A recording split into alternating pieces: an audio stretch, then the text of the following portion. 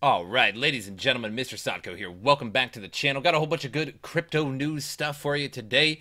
And the first thing I want to talk about is more Quadriga stuff. They ran out of funds as lawyers pitched to represent its creditors. So a lawyer representing the embattled cryptocurrency exchange Quadriga has recently claimed the firm is now out of money. Not surprising, at a time in which various law firms started pitching to represent the exchange creditors who are owed 190 million in crypto and cash. The creditors meaning everybody, the people. According to local news outlet Canoe, which just totally makes sense. I mean, that's so Canadian.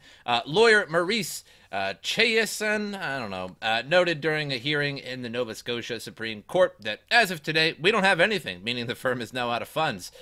She noted that, however, the widow of QuadrigaCX late CEO Gerald Cotton is expected to make more money available. Maybe the $100,000 for the two chihuahuas would be a pretty good bet.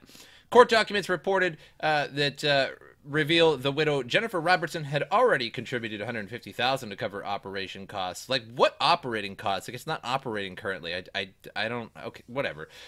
She revealed that the company's precarious financial situations at a time in which more than a dozen lawyers were heard in the courtroom to make their pitches to represent the creditors.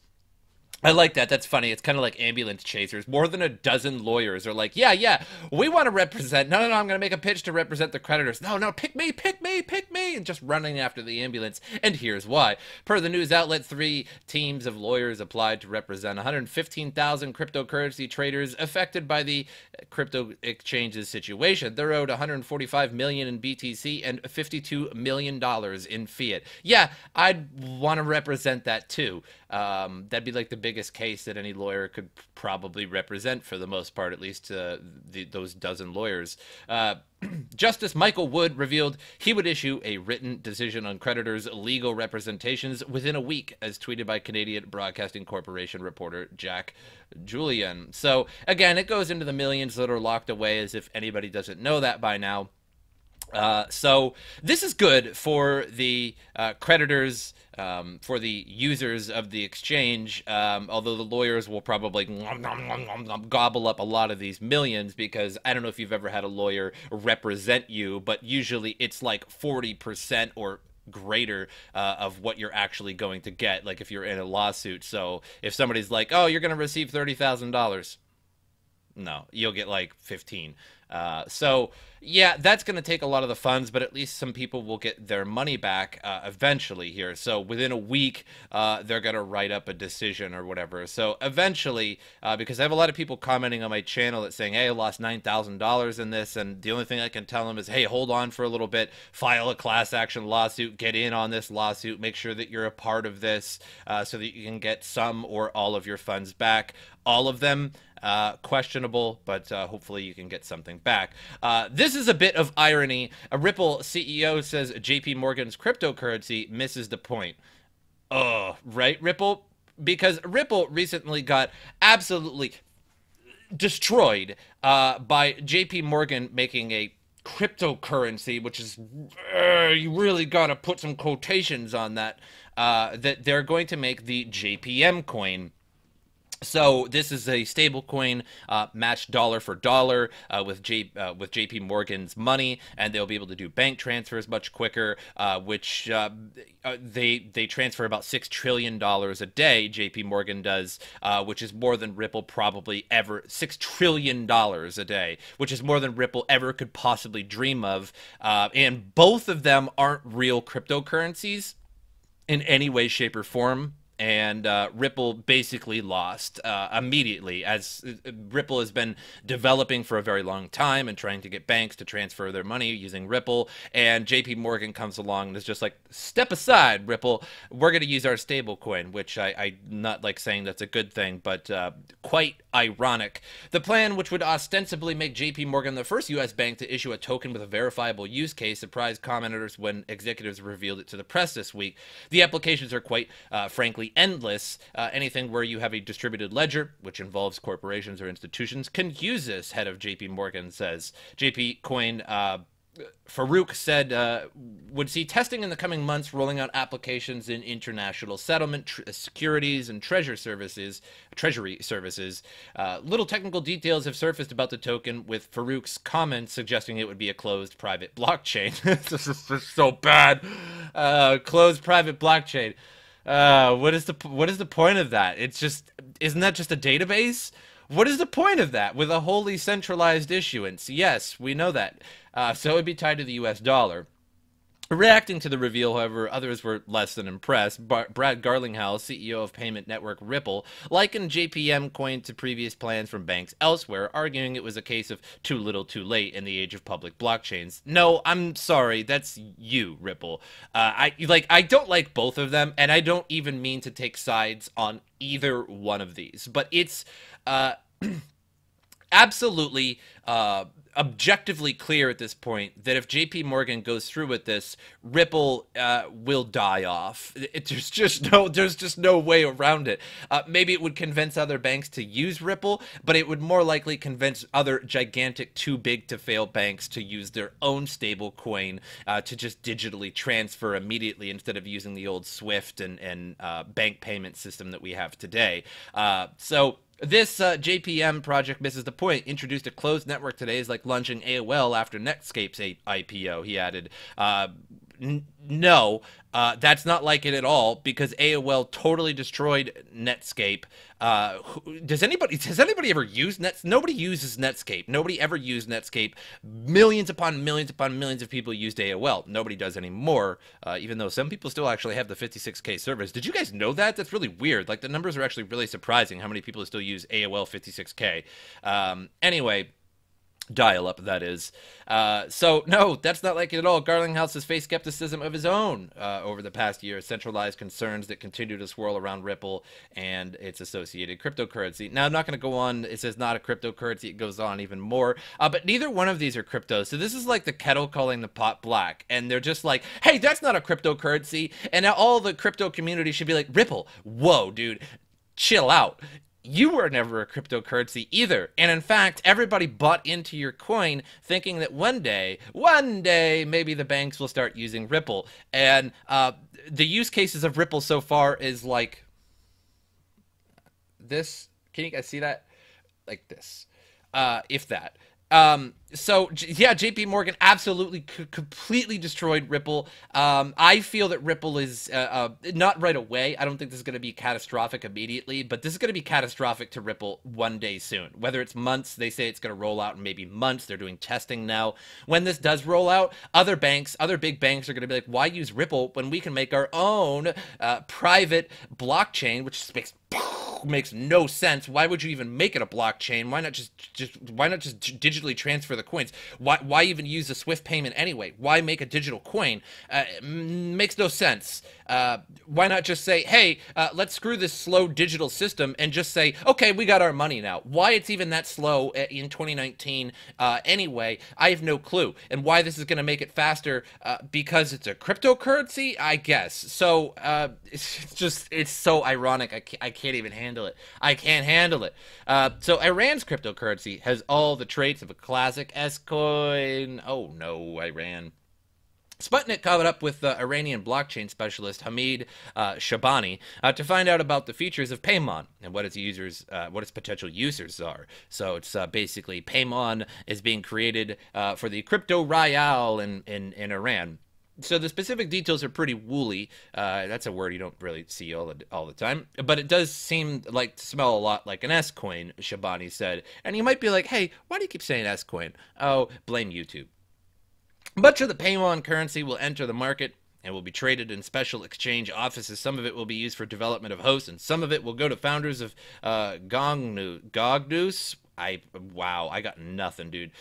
When asked why cryptocurrency is so important for Iran, Shabani waxed lyrical about the nation's excellent geographical position, people's interest, and of course the fact that bypassing economic sanctions is one of those cases that can't be ignored. Well, I don't blame you on that one, Iran.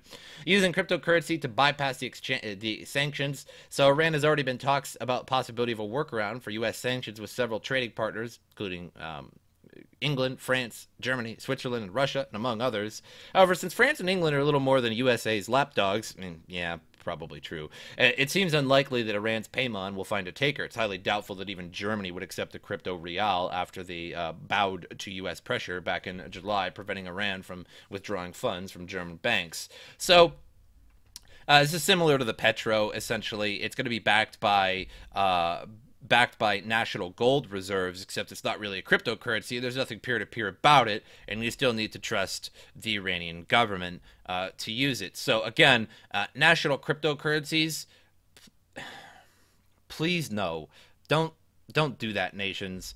If you guys want to go back to every single video that I've ever made and talk about how I hate national cryptocurrencies, because then it would just be a public blockchain only for the government so that they could see everything you're doing, everything you're paying, everything you're getting paid, it would just be like actual 1986, like some really Orwellian deal going on. Was it 1986? Or 1984? 1985? What was the book name? I don't remember. Anyway, you guys get what I'm saying there. It'd be quite Orwellian.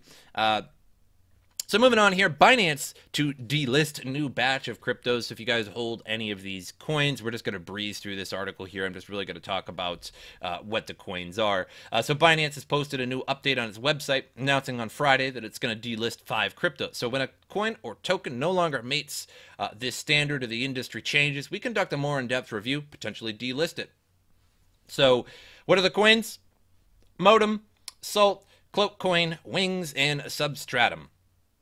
Both, all 5 coins that are pretty low on the importancy list, in my opinion.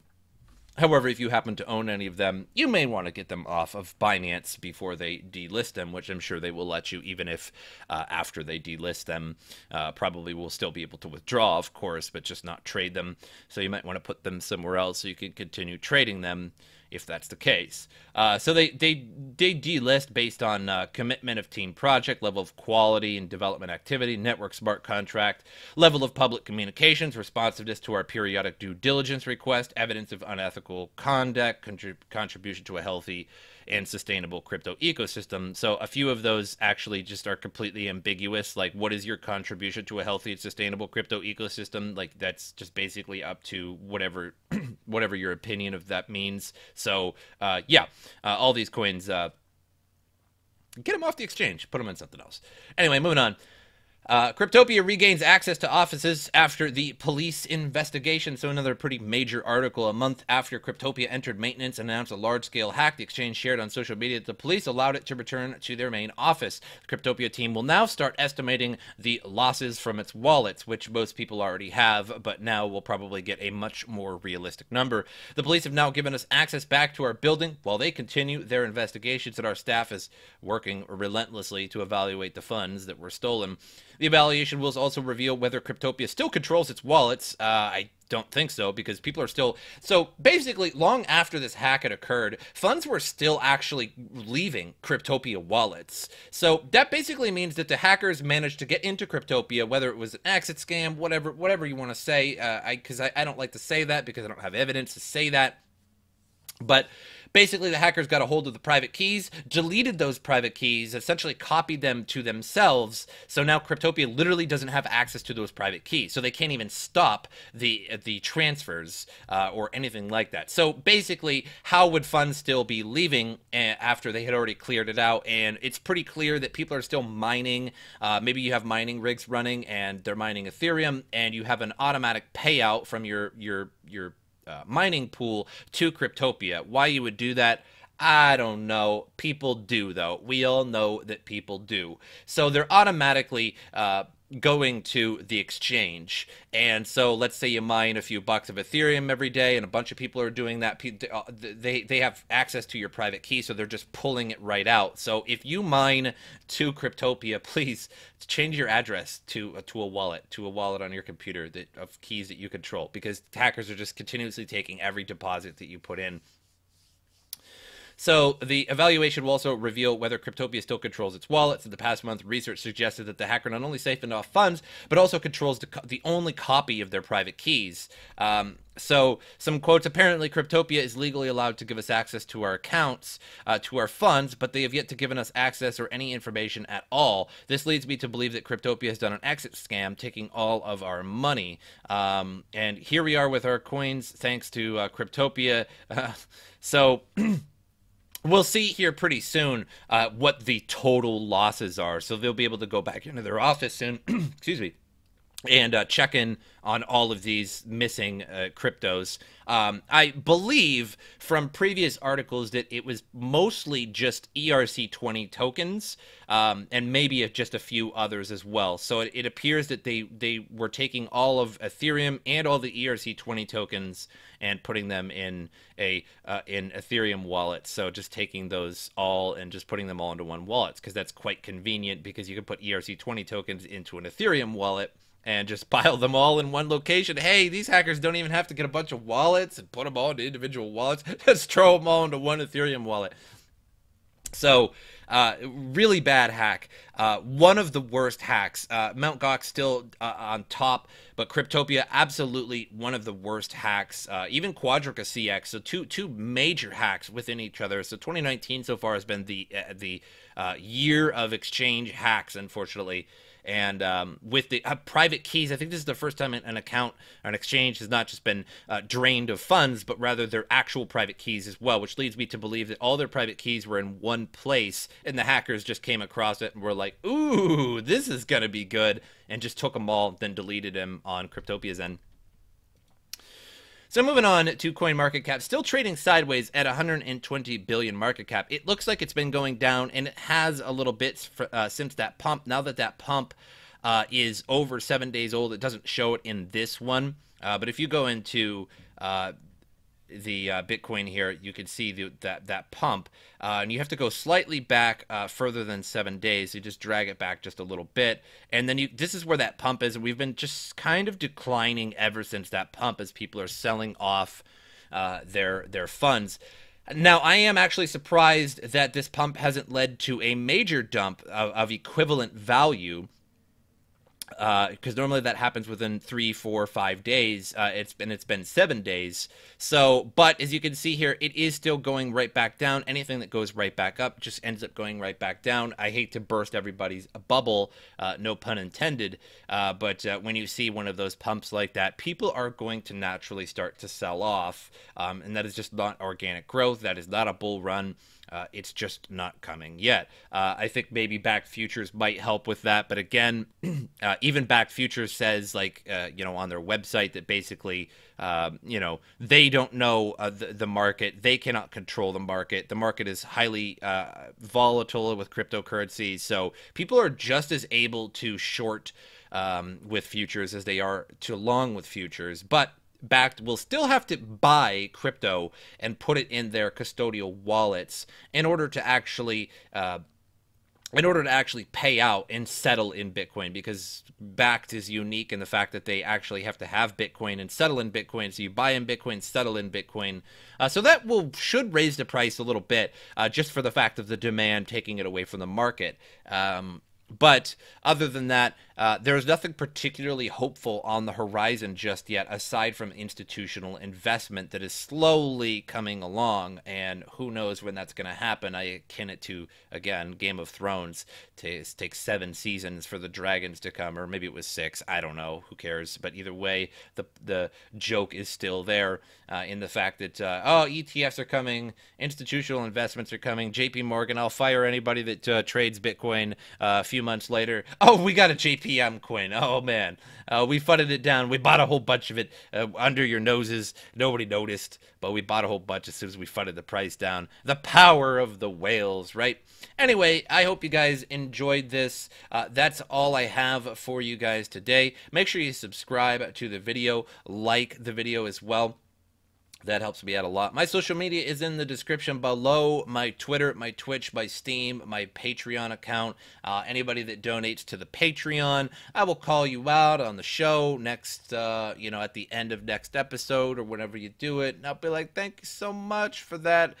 Because, it's not just people that are holding on to crypto like myself and you, but it's also crypto YouTubers as well, because if the price goes down, for some reason, people just don't care about crypto or crypto news or mining or anything like that, or buying crypto at an actually appropriate price, and everybody will FOMO back in, and my views will go back up once the bull run comes, and people will buy back in at $16,000 instead of buying in at $3,000, which just doesn't really make any sense, but to each his own.